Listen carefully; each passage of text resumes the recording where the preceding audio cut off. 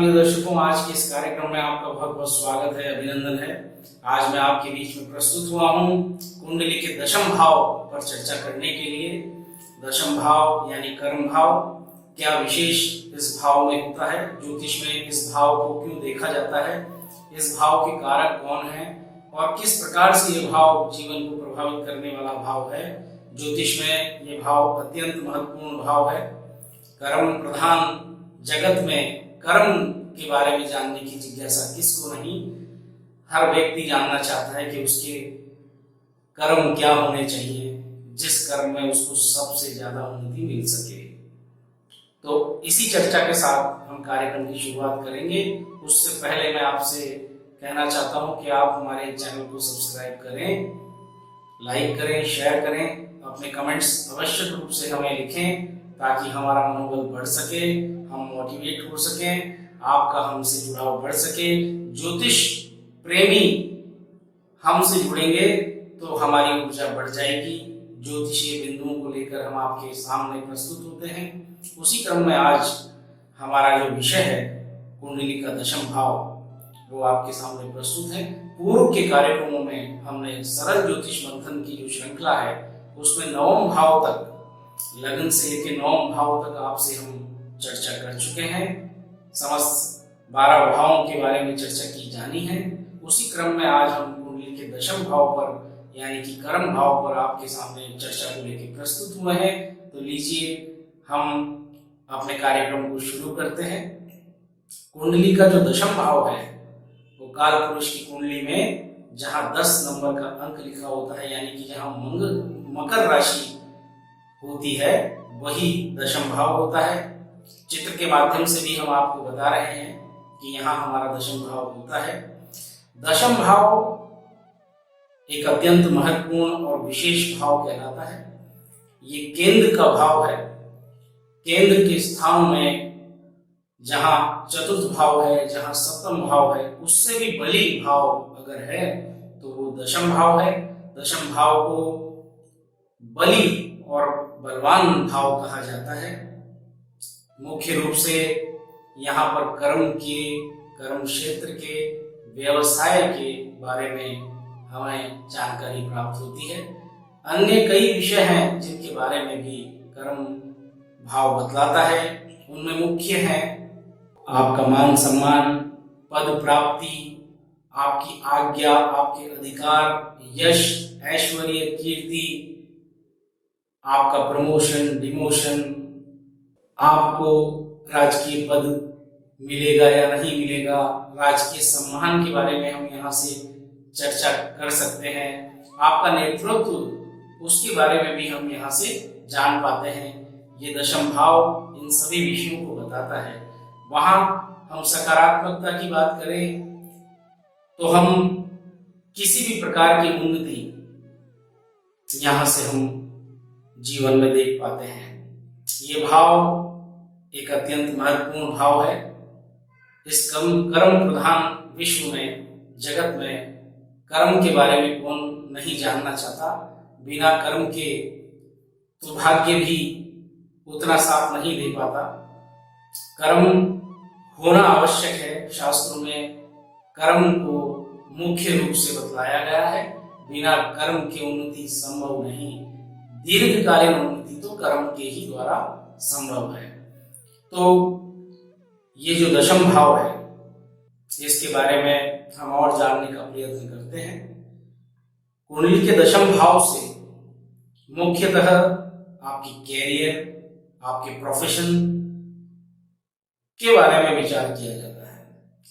यहाँ राजयोग भी बनते हैं, उनके बारे में भी यहाँ से हम देख सकते हैं, क्योंकि कर्म भाव का प्रभावी होना राजयोग के सार्थकता के लिए बहुत आवश्यक है।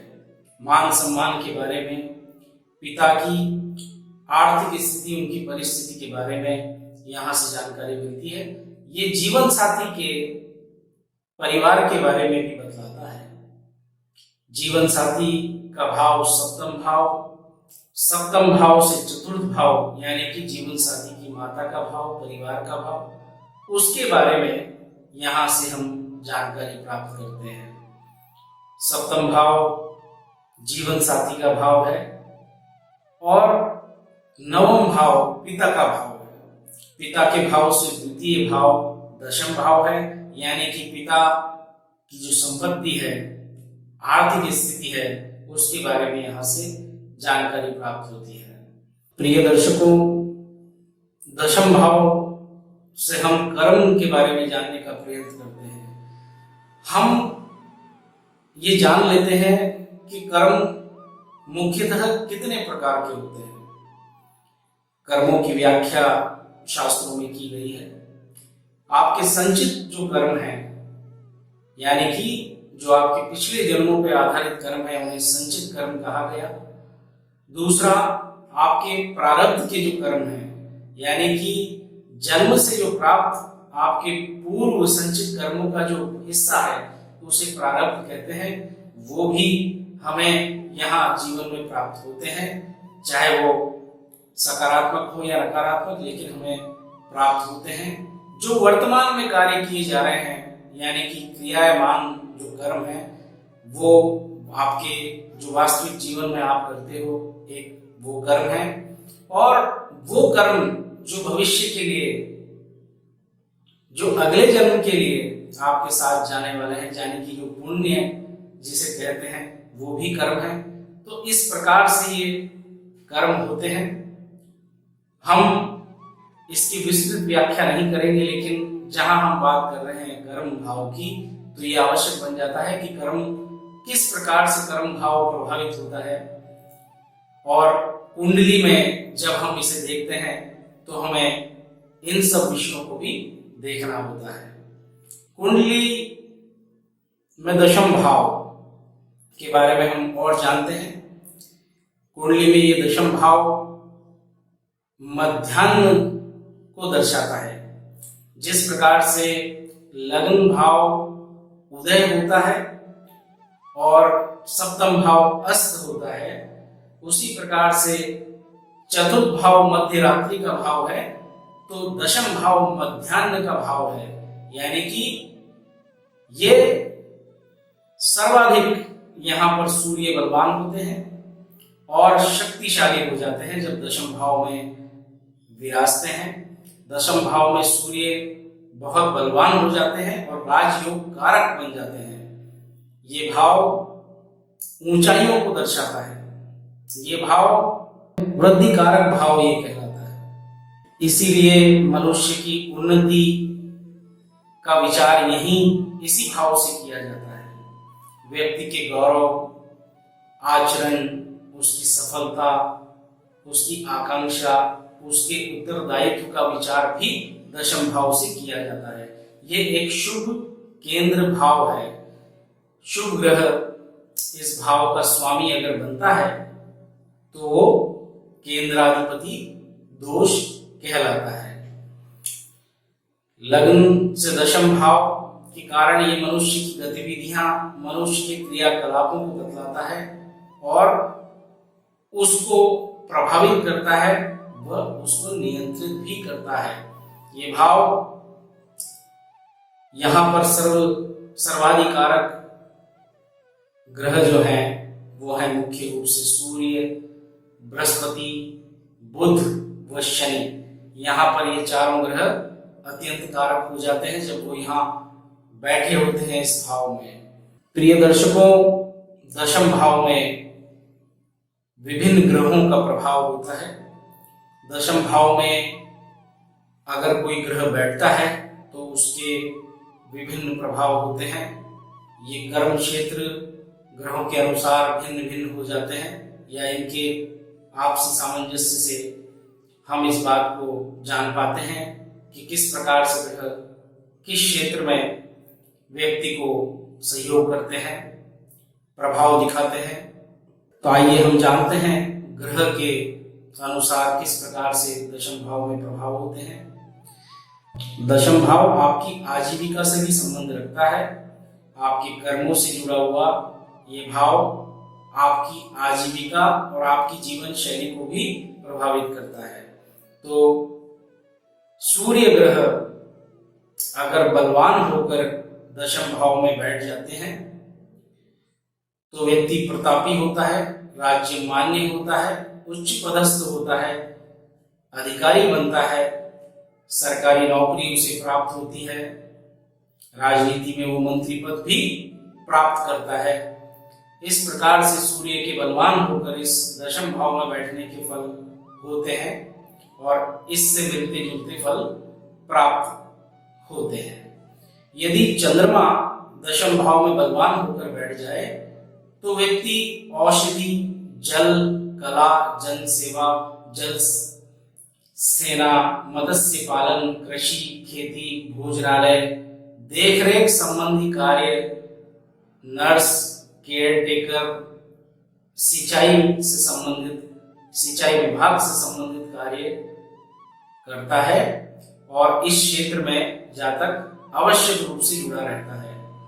यदि मंगल बलवान होकर दशम भाव में स्थित हो जाए तो व्यक्ति सेना से जुड़ा हुआ रहता है, पुलिस से जुड़ा हुआ रहता है, वहां वो सुनार का काम भी कर सकता है, इलेक्ट्रीशियन, बिजली विभाग, वो खिलाड़ी हो सकता है, वो पहलवान हो सकता है, वो रसोई का काम कर सकते हैं, मतलब हलवाई का काम कर सकते हैं, जमीन जायदाद से संबंधित कार्य से उनका जुड़ाव रहता है।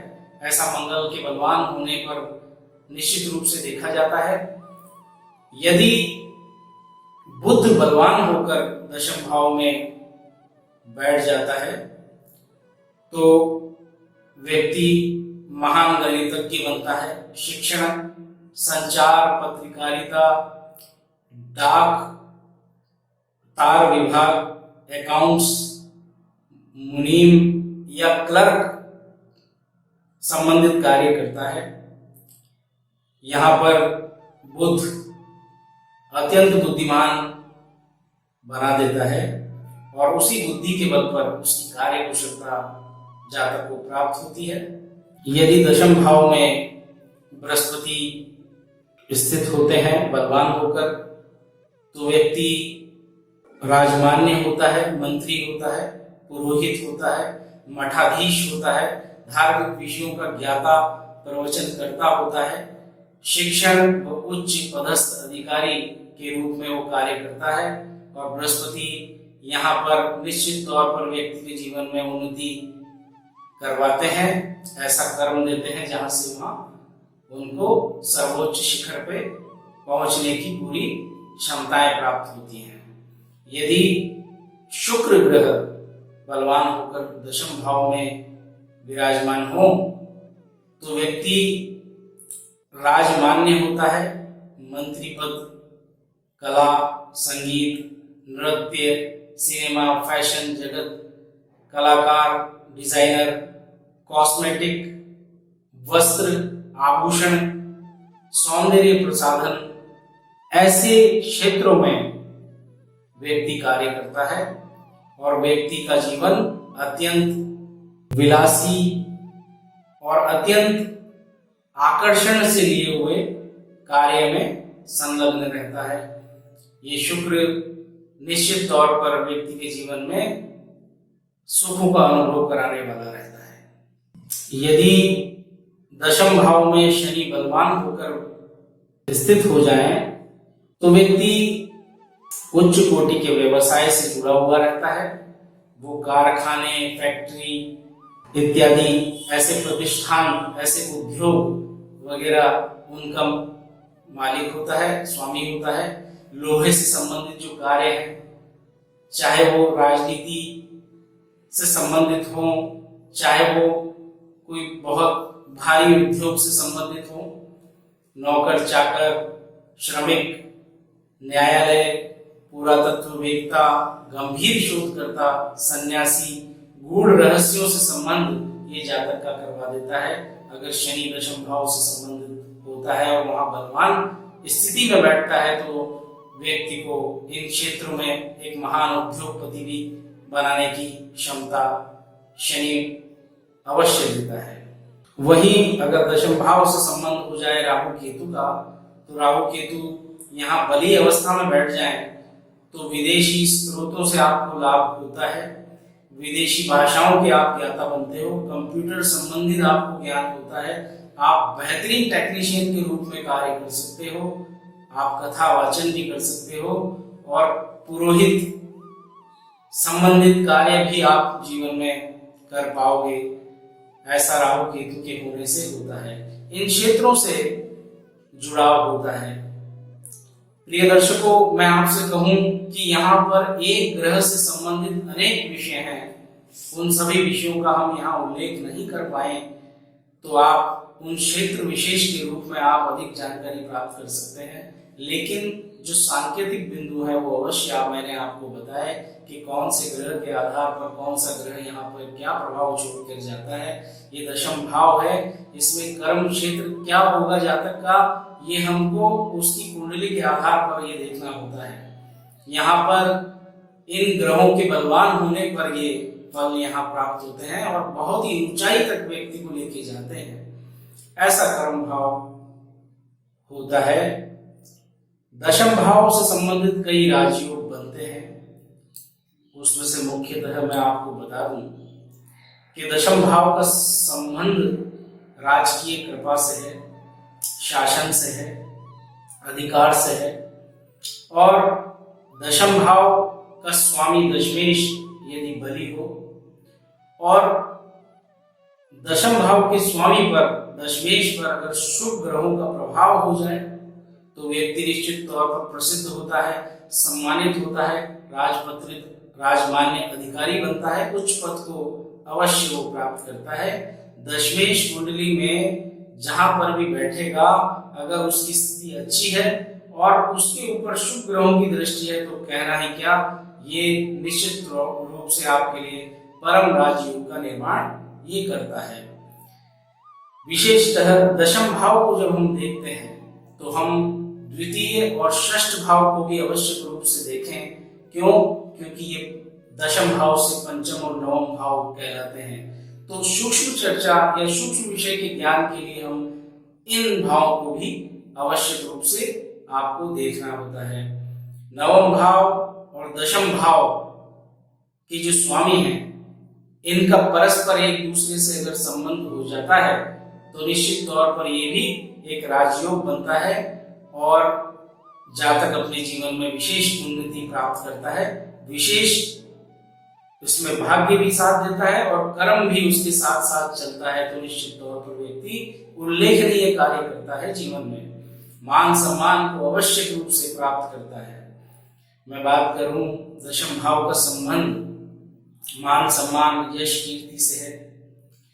अगर लग्न और लग्नेश, दशम भाव और दशमेश अगर ये सब बलवान हो, अच्छी स्थिति में हो, तो मनुष्य निश्चित रूप से ख्याति प्राप्त करता है, मान सम्मान प्राप्त करता है और यश प्राप्त करता है।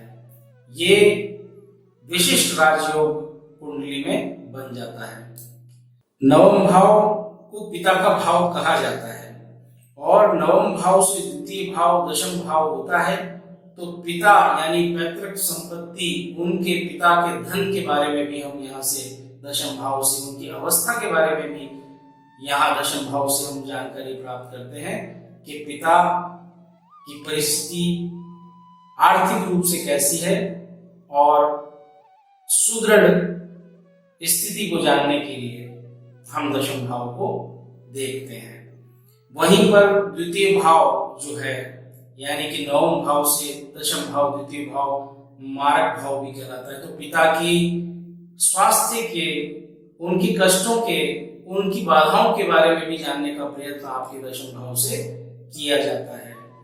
और इस प्रकार की जब जीवन में दशमेश की दशा अंतर्दशा चलती है तो अगर ग्रह शुभ स्थिति में है तो उन्नति अवश्य करवाएंगे और पिता को भी सुदृढ़ करेंगे। लेकिन अगर आपकी दशमेश की स्थिति अच्छी नहीं है, अशुभ स्थिति है, तो फिर पिता को यहाँ पर कष्ट अवश्य रूप से होगा। तो ये भी कुंडली में आवश्यक रूप से देखना होता है। कुंडली का सप्तम भाव जो जीवन साथी का भाव है और वहां से चतुर्थ भाव दशम भाव जिसका संबंध आपकी जीवन साथी की माता और उनके निवास स्थान से है, उनके घर से है, उनके परिवार से है, तो जहां उन परिस्थितियों को भी हम यहाँ जानते हैं, वहां हम अगर अष्टम भाव के बारे में भी विचार कर लें, और अष्टम भाव भी अगर शुभ होता है, दशम भाव भी अगर शुभ होता है, तो आपके जीवन साथी के विषय में हम ये कह सकते हैं कि आपके जीवन साथी एक श्रेष्ठ परिवार से, उत्तम संस्कारों से और एक सम्माननीय परिस्थिति में आपका ससुराल देखा जाएगा, और ये आपके लिए अत्यंत शुभ जीवन साथी के घर परिवार की स्थिति होगी। तो हम अष्टम भाव को भी अवश्य रूप से यहाँ देखते हैं जब हम विचार करते हैं आपके जीवन साथी के परिवार के बारे में, यानी कि जातक के ससुराल के बारे में यहाँ से हम पता कर सकते हैं। यहाँ दशम भाव और अष्टम भाव को भी हम देख लेते हैं। तो कुंडली में हम विशेष रूप से आपसे ये कहना चाहते हैं कि ये दशम भाव ऐसा भाव है जो आपको ऊंचाइयों तक ले जाने के लिए सक्षम है। इससे यह सिद्ध होता है कि दशम भाव जीवन में प्राप्त होने वाली ऊंचाइयां, सफलता, मान सम्मान, यश, प्रतिष्ठा से दशम भाव का घनिष्ठ संबंध है। ज्योतिष में केतु ग्रह ऊंचाइयों का कारक है और झंडा केतु का प्रतीक है। अगर केतु दशम भाव के स्वामी के साथ बैठ जाता है और अत्यंत बलवान स्थिति में अगर होता है, तो व्यक्ति को चौगुनी उन्नति प्रदान करता है। ये इस ग्रह की खासियत है। दशम भाव में अपनी उच्च राशि में दशमेश अगर बैठे हुए हैं या अपनी स्वराशि में बैठे हुए हैं, उनके साथ में अगर केतु अगर बैठ जाते हैं और उनकी भी स्थिति अगर शुभ रहती है, तो निश्चित तौर पर व्यक्ति बहुत ऊंचाइयों पर पहुंचता है और दशम भाव अत्यंत बलवान बन जाता है। ऐसी स्थिति में व्यक्ति महान शासक होता है, राजपात्र बनता है, राजकीय अधिकारी बनता है, मंत्री बनता है, राजनेता बनता है, यहां तक कि व्यक्ति प्रधानमंत्री तक, राष्ट्रपति तक पहुंच जाता है। ऐसे संयोग अगर दशम भाव से संबंध में बनते हैं, तो निश्चित तौर पर ये परम उच्च राजयोग का निर्माण करते हैं। तो प्रिय साथियों, ज्योतिष प्रेमियों, आज दशम भाव के लिए हम चर्चा को यहीं विराम देते हैं। आने वाले कार्यक्रम में हम इस विषय को और आगे बढ़ाएंगे। विभिन्न भावों पर हम विशेष तथ्य आपके समक्ष प्रस्तुत करेंगे। तो मैं आपसे पुनः यही कहता हूं कि हमारे चैनल को आप सब्सक्राइब करें, लाइक करें, शेयर करें, कमेंट करें, ताकि हम पूरी ऊर्जा के साथ आपके बीच में ज्योतिषीय कई सूत्र और सिद्धांत प्रस्तुत कर सकें और आपका हमसे जुड़ाव और बढ़ता रहे। कार्यक्रम आपके बीच में शीघ्र ही विशेष विषयों के साथ हम लेकर आएंगे। अभी के लिए आपको बहुत बहुत धन्यवाद। आपका कीमती समय आपने दिया, इसके लिए बहुत बहुत आभार।